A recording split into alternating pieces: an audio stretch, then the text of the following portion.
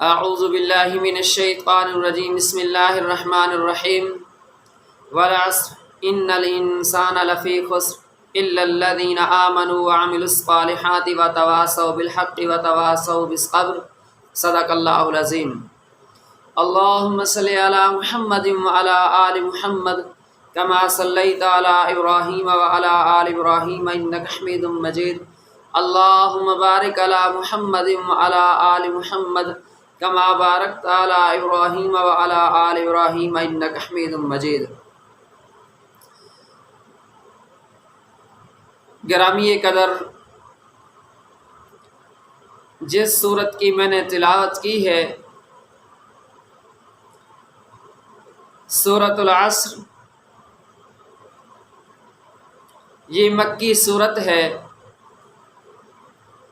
قرآن کریم کی وہ سورتیں جو سب سے زیادہ مختصر صورتیں ہیں، ان مختصر صورتوں میں سے دوسرے نمبر کی صورت یہ ہے، کیونکہ سب سے قرآن کریم میں چھوٹی صورت سورۃ الکوثر ہے، اور سورۃ الکوثر کے بعد چھوٹی صورت سورۃ العصر ہے۔ عبارت کے اعتبار سے انتہائی مختصر اور چھوٹی صورت ہے، مفہوم اور معنی اصول کے اعتبار سے بہت جامع صورت ہے، اور جامع اصول اللہ نے اس کے اندر پیش فرمائے۔ اسی کے بارے میں اس لیے امام شافعی رحمہ اللہ نے ارشاد فرمایا کہ یہ وہ صورت ہے جو شخص اس کے اندر غور و فکر کرے، اس کے اندر تدبر کرے، تو اس کی ہدایت نصیحت کے لیے، سیدھے راستے اور نجات کے لیے صرف یہی صورت بھی کافی ہے۔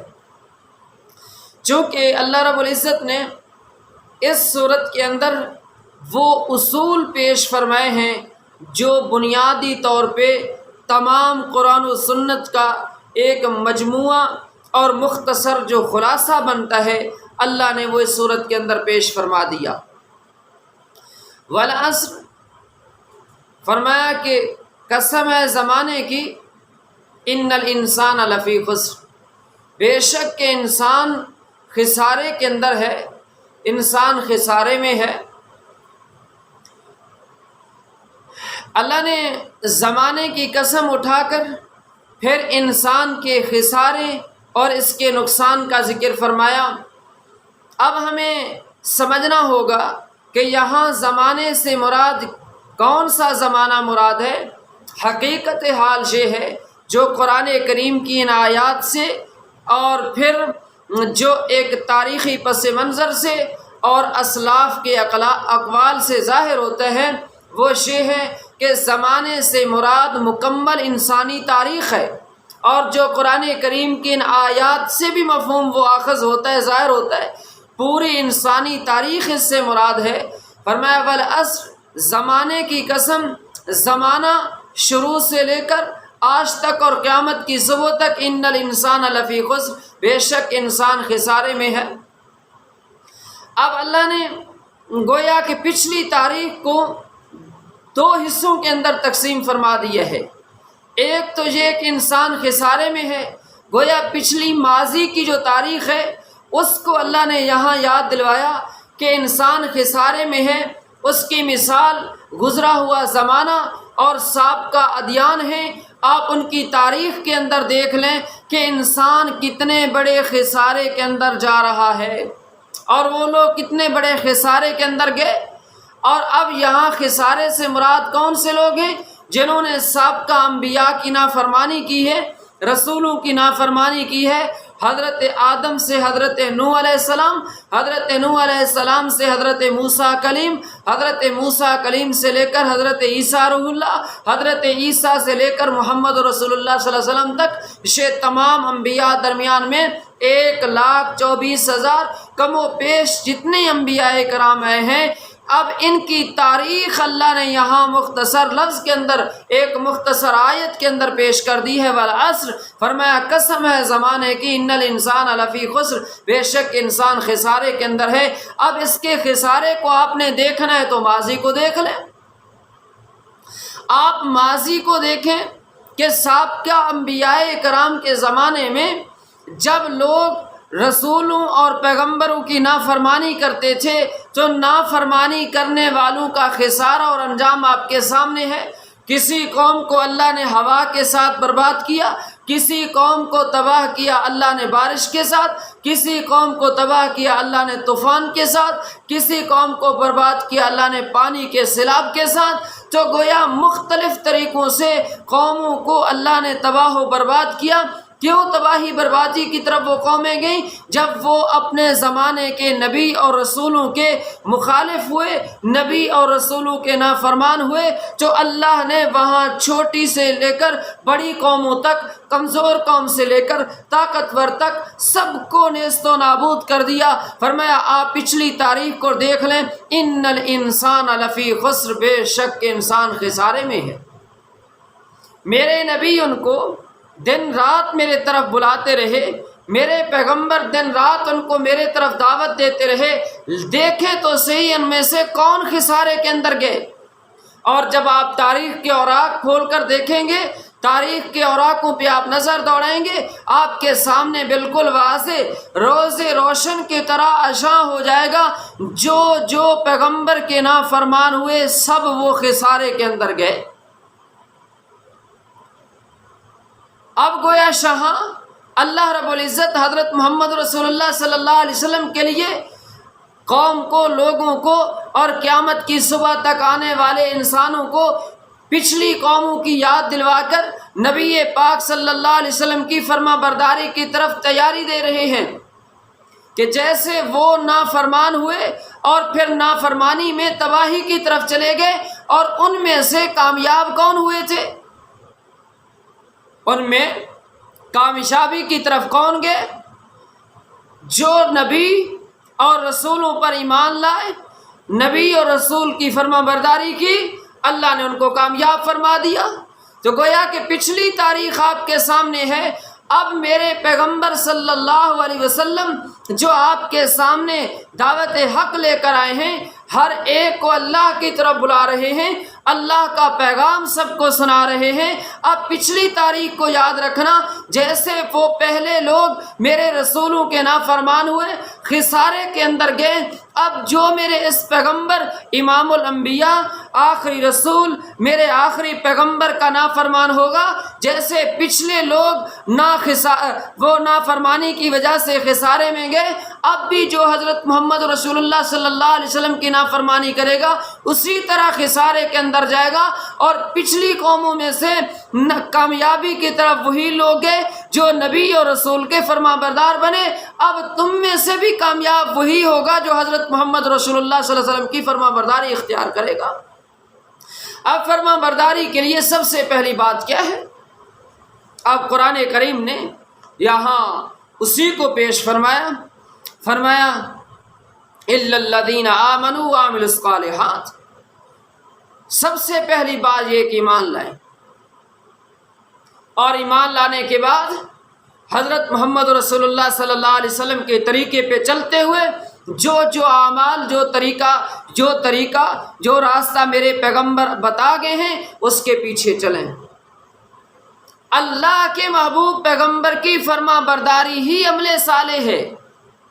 رسول صلی اللہ علیہ وسلم کے طریقہ اپنانے، وہ نیکی کے امور ہوں، وہ دنیا داری کے امور ہوں، وہ عبادت کے امور ہوں، میرے پیغمبر صلی اللہ علیہ وسلم ایمان کے بعد آپ ان کے پیچھے چلیں۔ جس طرح میرے رسول نے عبادت کر کے دکھا دی ہے اسی طرح عبادت کرو، جیسے میرے پیغمبر نے اخلاقیات تمہیں سکھائے ہیں اپنے اندر وہی اخلاقیات پیدا کرو، جیسے میرے رسول نے معاشرے میں رہنے کا طریقہ آپ کو سکھایا آپ اس طریقے کے اوپر چلیں، جیسے میرے پیغمبر نے آپ کو بولنے کا طریقہ سکھایا اس طریقے کے اوپر چلنا، اس انداز کو اپنے انداز کے اندر تبدیل کر دو۔ رسول اللہ صلی اللہ علیہ وسلم کی فرما برداری ہر عمل کے اندر لاؤ، وہ دنیا داری کا ہو، معاشرے کا ہو، پڑوسی کے معاملات ہوں، ازواجی زندگی ہو، اولاد کے معاملات ہوں، رہن سہن کے معاملات ہوں، دن کی زندگی ہو، رات کی زندگی ہو، صبح کی زندگی ہو، شام کی زندگی ہو،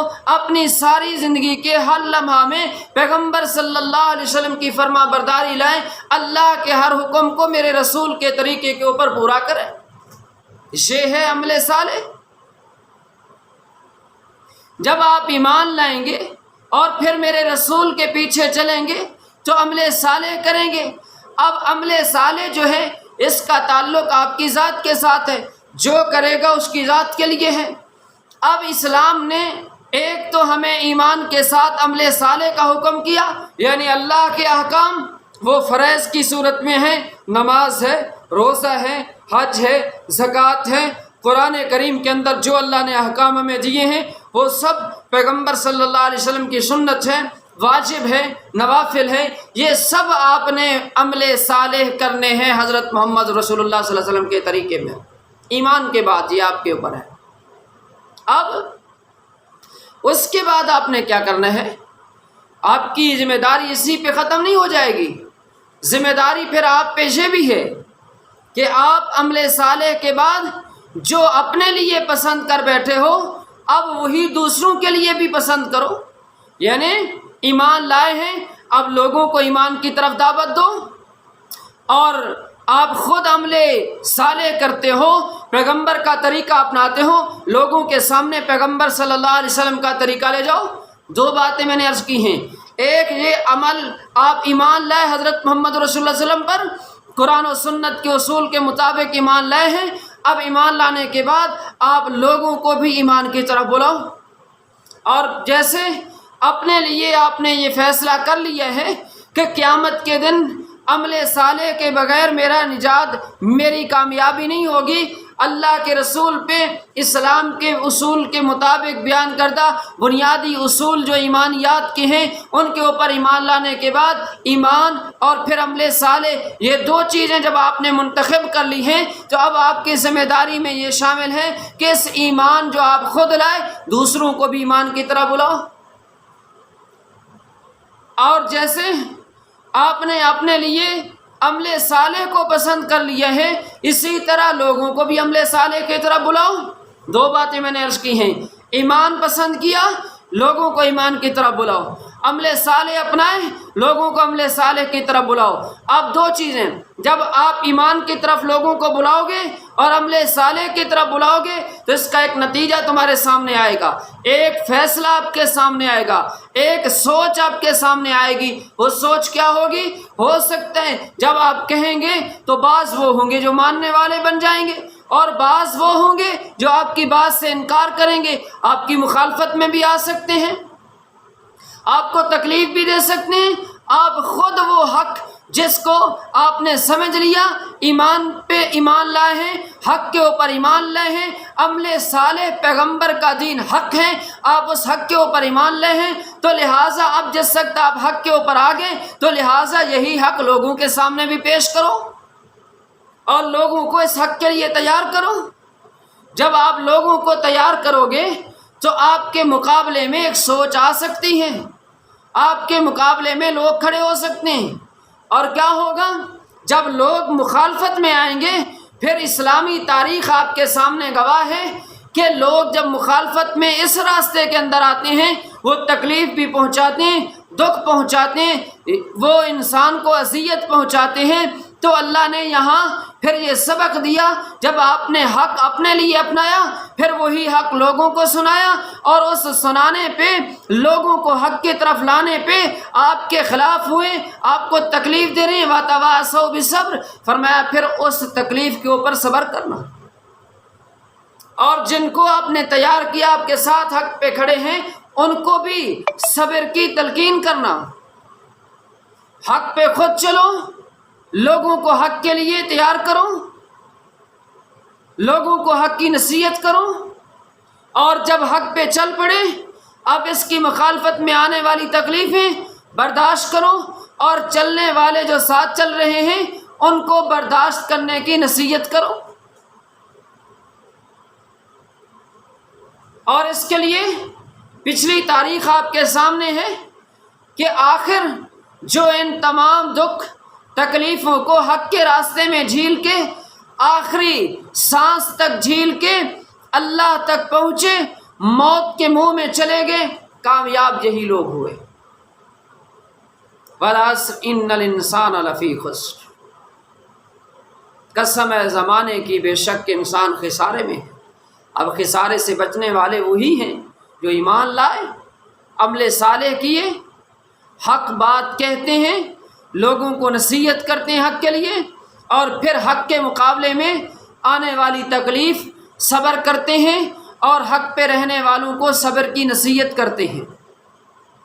تو یہ ہے سورۃ العصر، جو بہت جامع اور مختصر صورت ہے۔